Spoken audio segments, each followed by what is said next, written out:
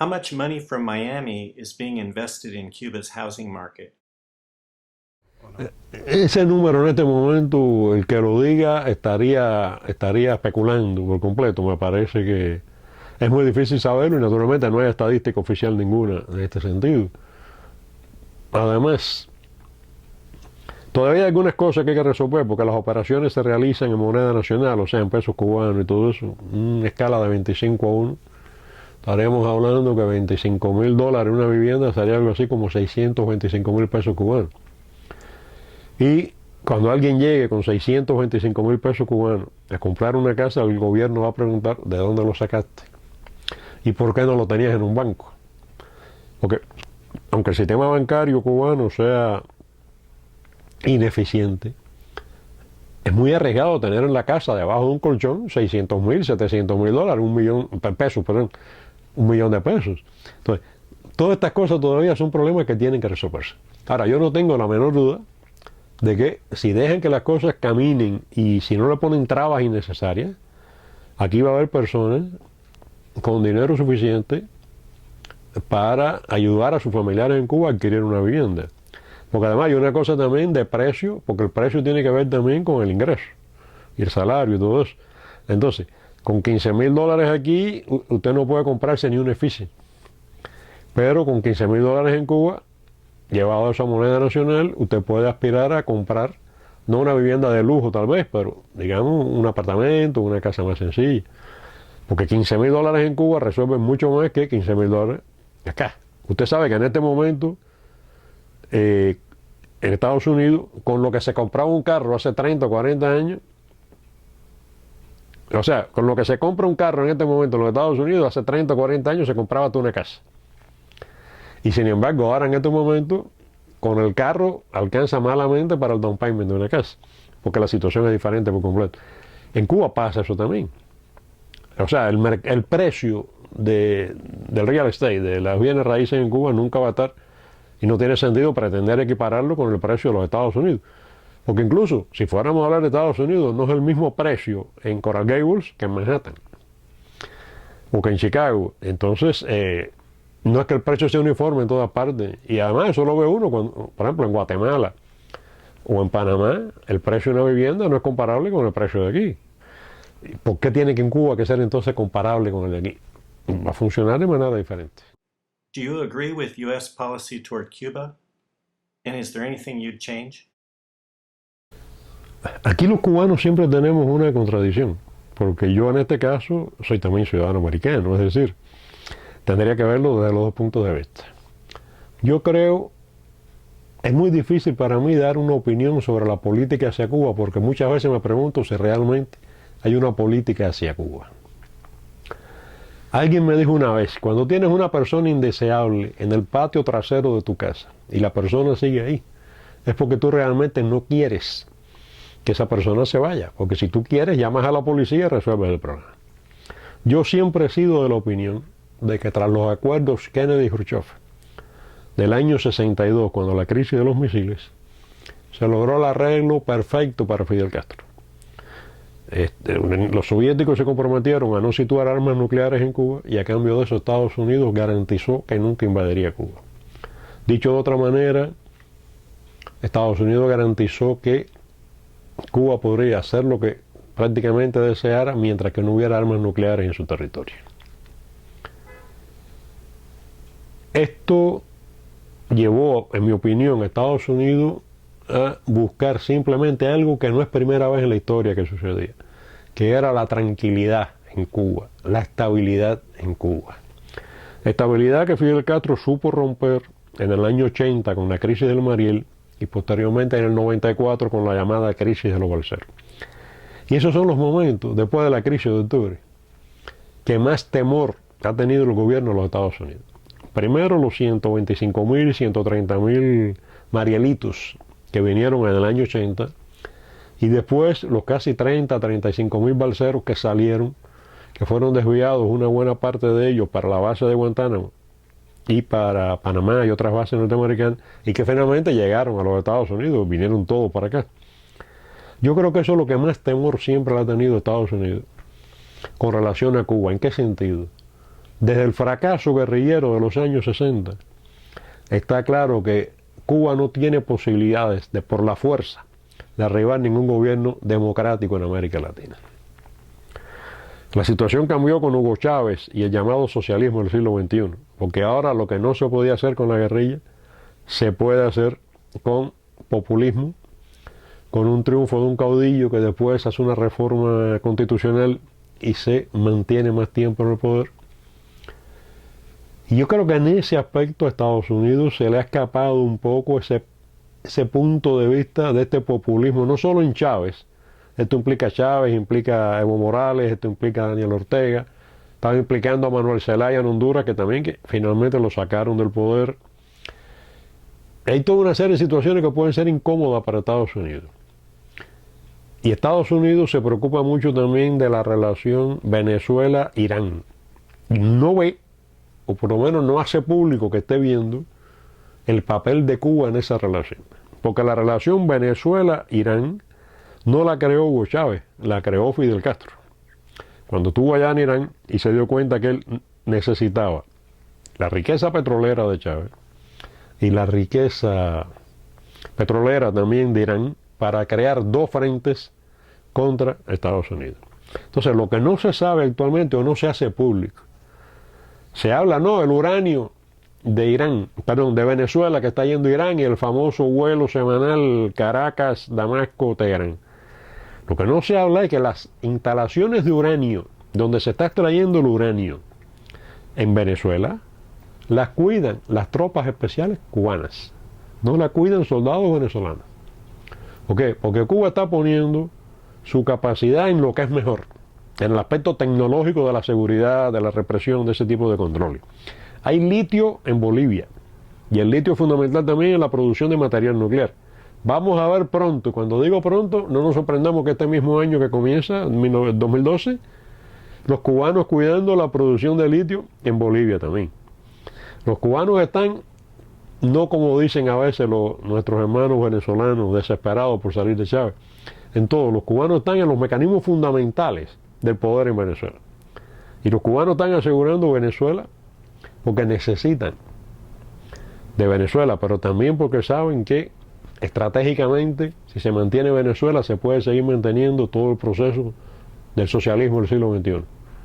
Bolivia, Nicaragua, Ecuador, Argentina y Paraguay no son abiertamente países socialistas, pero son países muy cercanos políticamente a este grupo del socialismo del siglo XXI. Eso por un lado, y la izquierda elegante y decente de Brasil, que por cierto ya está confirmado que se ha convertido en la sexta economía del mundo, por arriba de Inglaterra ya, en este año. Esa izquierda decente de Brasil, que también un poco se está viendo en El Salvador, van dando una América Latina que no es la ideal desde el punto de vista de traspatio para Estados Unidos. Y lo más importante de todo esto, en mi opinión, es que esta situación de América Latina nace de la mentalidad profunda y maquiavélica de Fidel Castro. Hugo Chávez no tiene talento para diseñar un proceso como ese. Las cosas se han complicado con la enfermedad de Chávez. No se sabe exactamente si está o no en este momento con el cáncer y sobre todo en qué nivel de complicación puede estar. Y entonces hay mucha incertidumbre en esta cosa. Pero para mí, el proyecto de Fidel Castro de controlar América Latina a través de Venezuela y en su alianza con Irán es más importante y es más profundo que el proceso en tiempos de Che Guevara de conquistar América con la guerrilla. Y no sé si Estados Unidos realmente lo ve así. Cuando digo Estados Unidos me refiero al gobierno de los Estados Unidos, y en esto no estoy hablando del presidente Obama, o sea, no es un problema de demócratas o republicanos, estoy hablando de si el establishment de Estados Unidos entiende ese peligro realmente. Cuando está preocupado ahora con Afganistán, cuando está preocupado con Irak, cuando está preocupado con las armas nucleares en Pakistán, con Corea del Norte, si entiende lo que está pasando aquí en América Latina al nivel que yo lo veo. Are U.S. government democracy programs in Cuba functioning efficiently? Aquí hay un problema serio con esto, porque al darle dinero a la disidencia, está creando las condiciones para que el gobierno cubano diga que la disidencia está financiada por una potencia extranjera. Y desde ese punto de vista los hace mercenarios. Estoy hablando no que sean mercenarios, sino, o sea, como lo presenta el gobierno cubano. Arriba de eso tenemos, y eso usted lo ha trabajado y lo ha manejado, la eficiencia con la que se ha administrado ese dinero es, en el mejor de los casos, dudosa. Creo que hay muchas cosas que hay que aclarar, porque estos programas, la importancia que tienen es en la medida que ayuden a los que están dentro de Cuba. O sea, todo lo que se pueda quedar sin llegar a Cuba por problemas, digamos, de carácter administrativo, es parte de un gasto necesario, pero no es el objetivo fundamental de lo que se busca.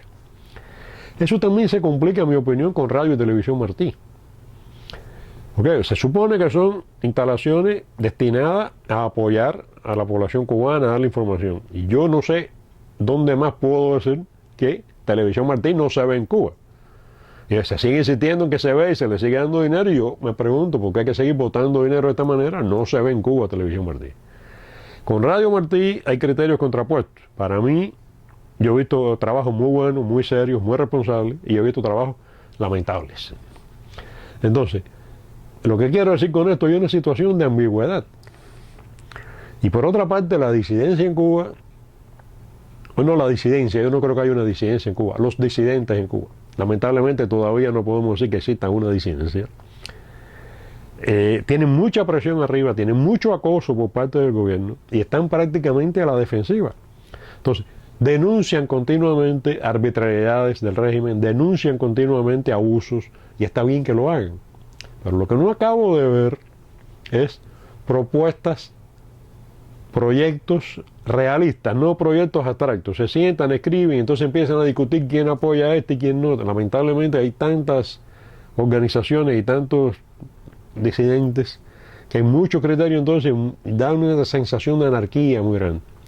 Entonces no he visto, por ejemplo, un proyecto conjunto, unitario, no único, sino unitario, digamos, de liberación de presos políticos, alrededor de la dama de blanco, por decir algo. O un proceso que tenga que ver con respeto a la legalidad en los procesos judiciales. Cada uno, desde su punto de vista, hace lo mejor que puede. Son gente muy valiente, se enfrentan continuamente al acoso, a la represión, a los golpes, a la prisión. Pero todavía no logra ser efectivo. Digo efectivo como pudo ser en un momento en Polonia o en Checoslovaquia. No veo que lo logre ser. Entonces tenemos un gobierno de los Estados Unidos dispuesto a ayudar y a poner recursos para ayudar a esa gente, pero recursos que por toda una serie de problemas no acaban de llegar a donde tienen que llegar.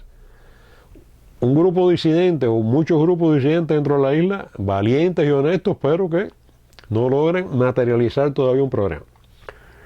Y un régimen que no acabamos de entender muchas veces, que es experto y genial desde el punto de vista de la malicia para destruir, para desbaratar organizaciones contestatarias y todo eso, que utiliza estos mismos fenómenos que estamos hablando en tratar de disolver y desintegrar a la disidencia.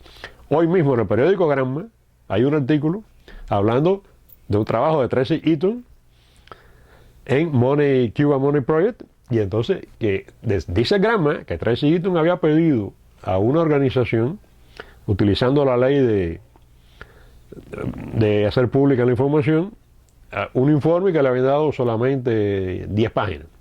Y que usted decía que, teniendo en cuenta que pagaron $1.470.000 por ese trabajo, el criterio era que cada página había costado $150.000.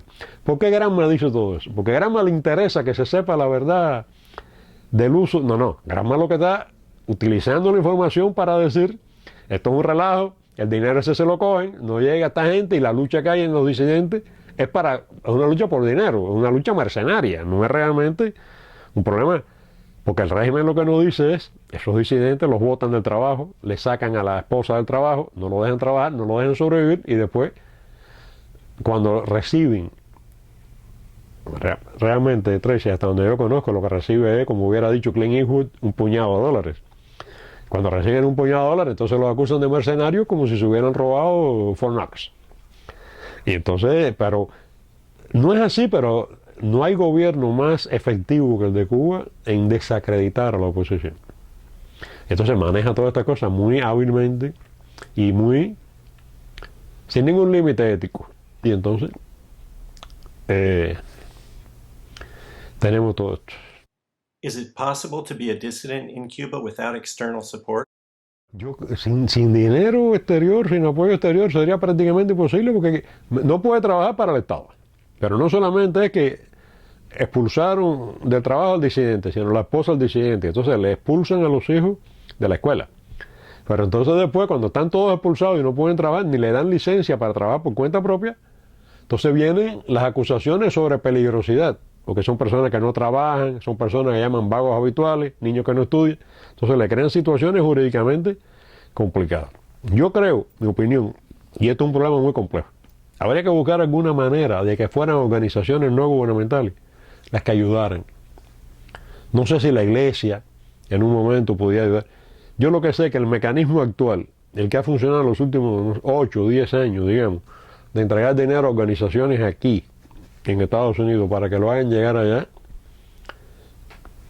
y no estoy poniendo en tela de juicio la honestidad de nadie, pero evidentemente los resultados, la efectividad del proceso por esa vía no ha sido el más conveniente para los que están en Cuba.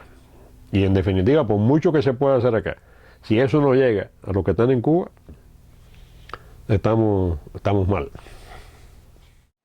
Anything else to add? Yo sí lo que quisiera decir, y me parece que podría decirlo tanto a los que están en Cuba como a los que están acá, dejemos las ilusiones a un lado y miremos fríamente la realidad para acabar de entender que estamos enfrentándonos con un régimen que sabe mantenerse en el poder porque lleva 53 años en el poder, que no se va a caer con gritos, que no se va a caer con falsificación de información, que no se va a caer con los deseos solamente, sino que si no hay estrategia realmente para llevar a Cuba a la democracia y para llevar a Cuba al progreso, estaremos muchos más años. ¿Sí? Todos estamos, aunque no lo queramos decir, casi esperando a que la biología resuelva los problemas que no resolvieron ni la Fuerza Armada, ni la economía, ni la política.